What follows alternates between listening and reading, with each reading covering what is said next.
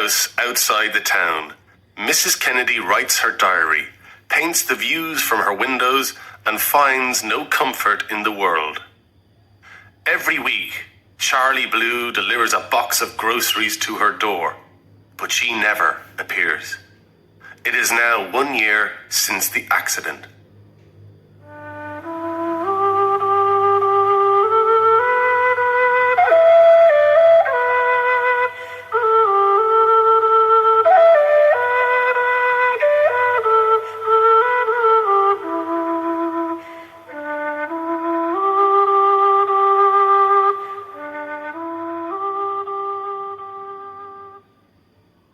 On Thursdays, after the last delivery of the long day, which was to the mad Kennedy woman, Charlie Blue was allowed to keep the van for the night.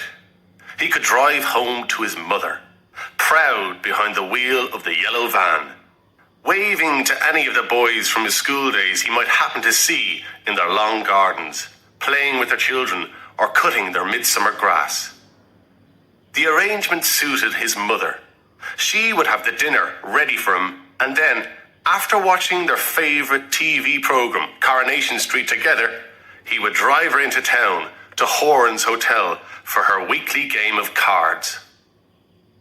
Tommy Horan also owned the grocery store, and she thought he was a great man, a generous man, to let her son have the van so that she could get to her game of cards.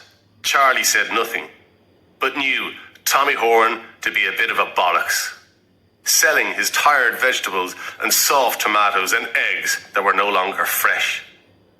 He said nothing because his mother could become as nasty as her 12-year-old dog, which she allowed to sit on her knees while she fed it with the better bits of meat from her dinner plate.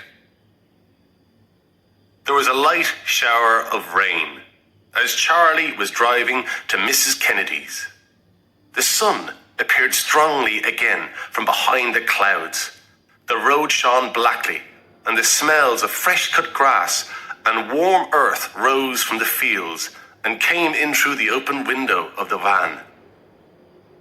With one hand, Charlie took out a cigarette from a packet and lit it with his Horan's Hotel cigarette lighter. He felt lucky. Lucky to have his driver's license. Lucky to have his mother still alive. Lucky to be working for Tommy Horan, even if he was an old bollocks.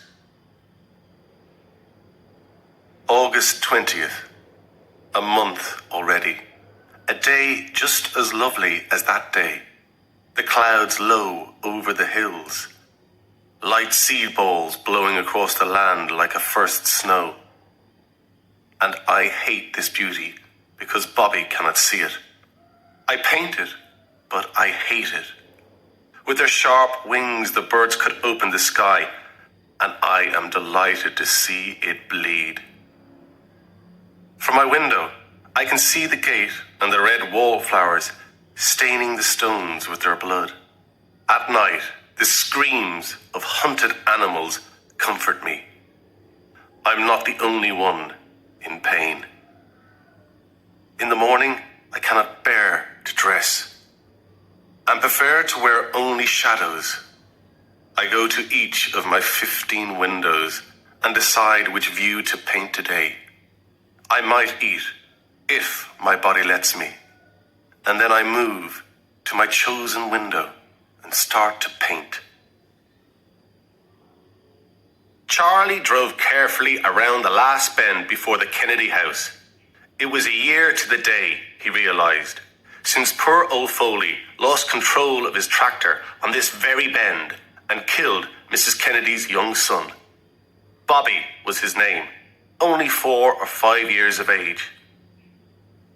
He and his mother were planting flowers at the foot of the big stone pillars either side of the gate when around the corner came Foley, shouting about the brakes.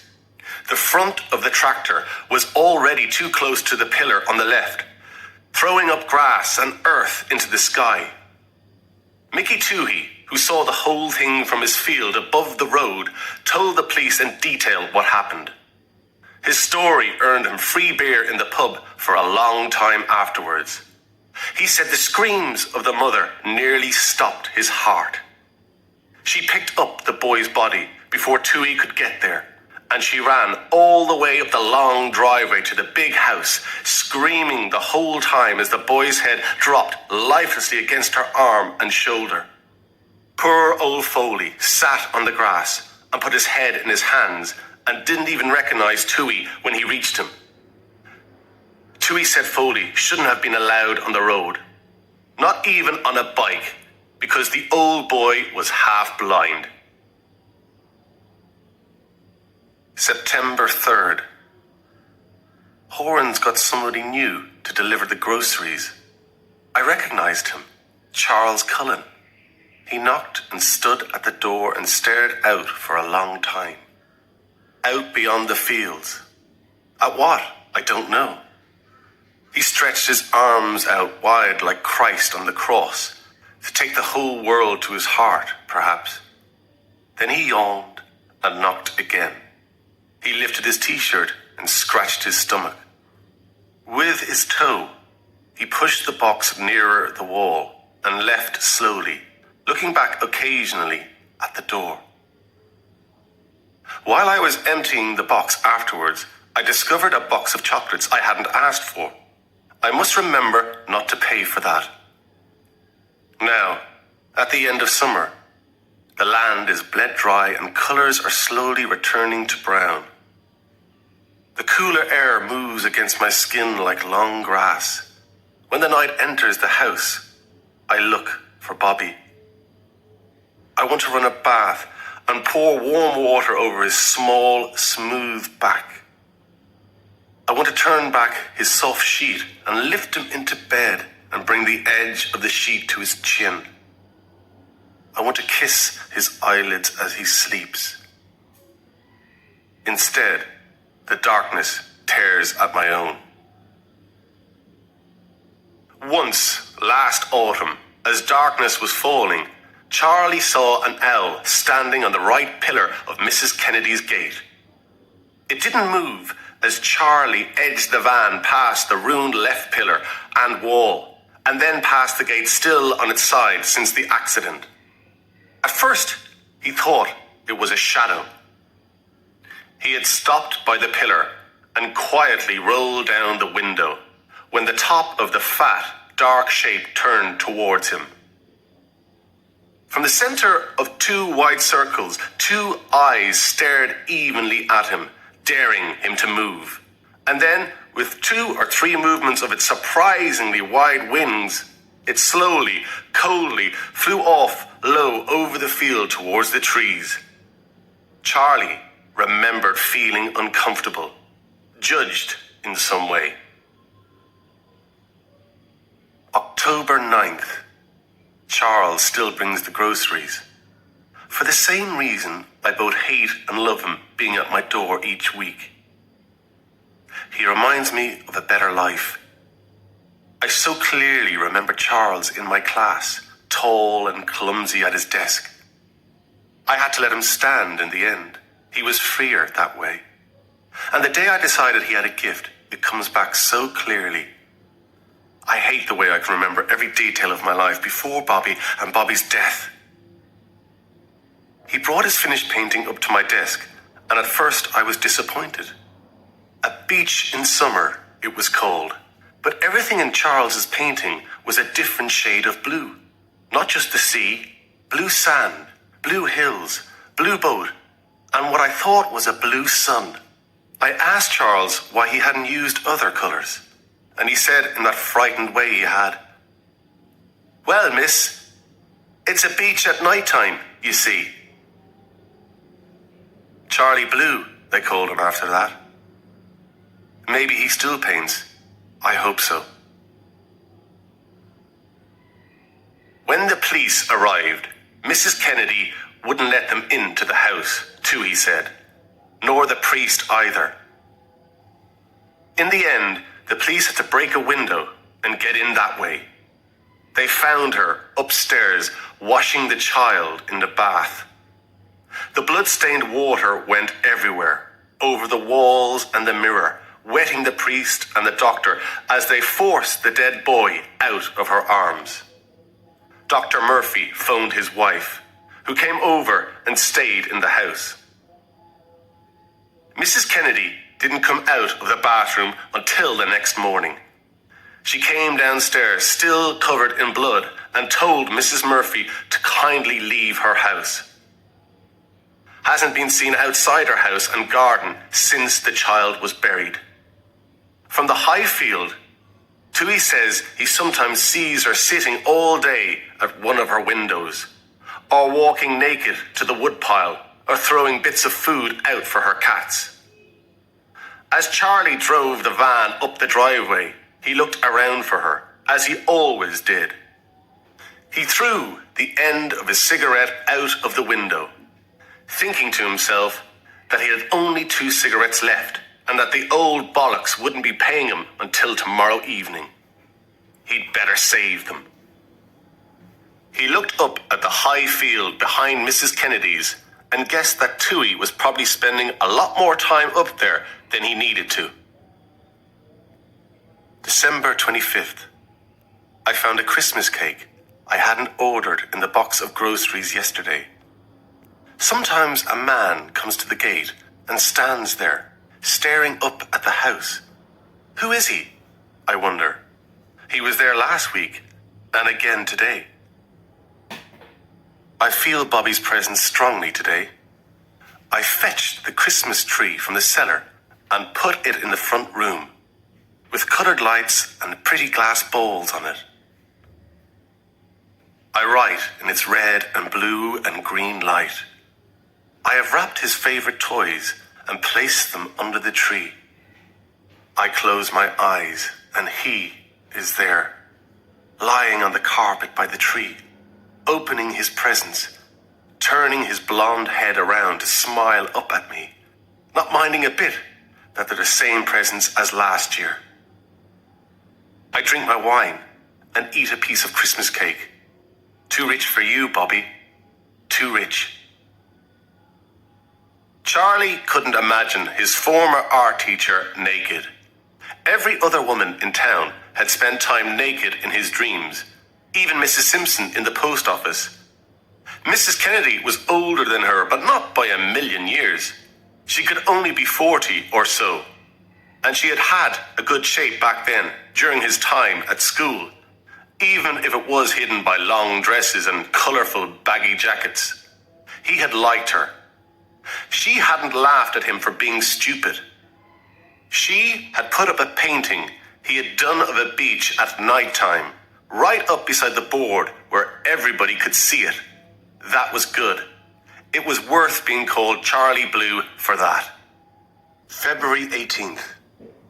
This week Charlie hid a couple of oranges in the box. I love him for these small presents, the only kisses I receive. Today the stranger walked up the driveway to the door. I saw him clearly through the glass, tall, blonde-haired, blue-eyed, serious. He just stood there for a long time, unmoving. One of the cats scratched at the kitchen window, and I looked away for a moment. When I looked back, he was gone. Snow fell again today, but a hard sun drove it into the hungry grass. Charlie felt sorry for the thin, grey mother cat. She came up to him as he pulled back the side door of the van. He reached down to scratch her head, and she replied by rubbing her whole body against the leg of his jeans. "It's not much of a life for you," Charlie said. "Not like you used to have, anyway." He was halfway to the front door when he saw last week's box exactly where he had left it. A busy line of black ants led from the box to a hole in the front wall of the house. Confused, he walked up and down for a while, looking at the front door and windows. He put the box he was carrying back into the van, lifted his t-shirt and scratched his stomach. Near the corner of the house, he saw a torn egg box and a pile of clean chicken bones. April 28th. I feel so heavy. As the world outside grows lighter and fills with hope, I become heavier. My paintings are still in winter, almost colourless. I paint from one window now, from Bobby's room, which gives the best view of the gate. My handsome stranger is making good progress. He began by laying out the stones in rows and writing numbers on them. Sometimes he stood up and looked back up at me, serious as always. His blonde hair not quite visible from where I sit. The wall is finished. All that remains are the pillar and the gate. Charlie smoked a cigarette, then knocked on the door for the first time since he began deliveries to Mrs. Kennedy nearly a year before. Just leave the box by the door and she'll bring the groceries in herself, Horan had said. But Charlie couldn't just drop the new box down beside the old one and let the ants run all over it. When he knocked, the door opened. It hadn't been properly shut. "Mrs. Kennedy," he called into the shadowy hall. May 21st. Charlie still leaves his small offerings. Yesterday, it was a packet of sweets. I cannot eat them, but I feel grateful, and that feeds me. I heard the owl call again last night, closer this time. In my head, I could see his long brown body diving from the sky, the terrified movements of the small animal he caught, the slow beat of his wings as he rose into the nighttime trees. The pillar is almost finished. The gate lies on its side on the grass, ready to be put back in place. Charlie felt cold. These thick-walled country houses were impossible to heat from a single wood fire anyway. His eyes got used to the darkness. "Mrs. Kennedy," he called again. He went into the front room. There was a painting she had been working on and others standing against a wall which was papered in a flower pattern. An untidy pile of silver knives and forks on the carpet. He closed the door and moved towards the back of the house where the kitchen was, he supposed. This door was open. He switched on the light. There was a fridge in the corner, still working. 3 bananas blackened in a glass bowl. He could see that rats had been here. They had eaten into the bread and butter, and there were even tooth marks in a piece of pink soap in a dish. Charlie went back out into the hall and stood at the bottom of the stairs. He felt colder than ever. "Mrs. Kennedy," he called, and started up the stairs. June 20th. The days are like children, unwilling to come in from their play. And tonight the sky is a gentle purple, as smooth and as tight as the skin of an aubergine. I have washed all my brushes for the last time. Each one left its own history of colour on my hands. I emptied the wooden knife and fork box and put them into it, along with all my paints. My present to you, Charlie Blue. Tomorrow, I will walk through the gate. The smell of paint cleaner hangs in the air. While Charlie waited for O'Reilly, the policeman, and Dr. Murphy to finish inside, he smoked his last cigarette, leaning against the side of the van, looking out over the trees to the distant, darkening hills. A yellow light came from the open doorway and upstairs window of the house. He had just finished his cigarette when O'Reilly came out and handed him a small wooden box, told him to go on home, that the ambulance could take over an hour to get there from Ballinasloe, and that there was no point in waiting. O'Reilly would see him tomorrow. Ambulances never hurry for the already dead. Charlie drove back into town and parked outside Horan's Hotel. The bollocks could keep his van. Through the hotel window, he could see his mother at her card game. the dog at her feet. She must have asked a neighbour to bring her into town. The dog sensed his presence, looked out, but did not move. He reached into the van and took out Mrs. Kennedy's box of brushes and paints from the passenger seat. Shutting the door with his shoulder, he put her present under his arm and walked on, out past the last lights of the town and into the blue shadows of the moonlit countryside, feeling nervous but welcomed, like a stranger at home in what was once a foreign land.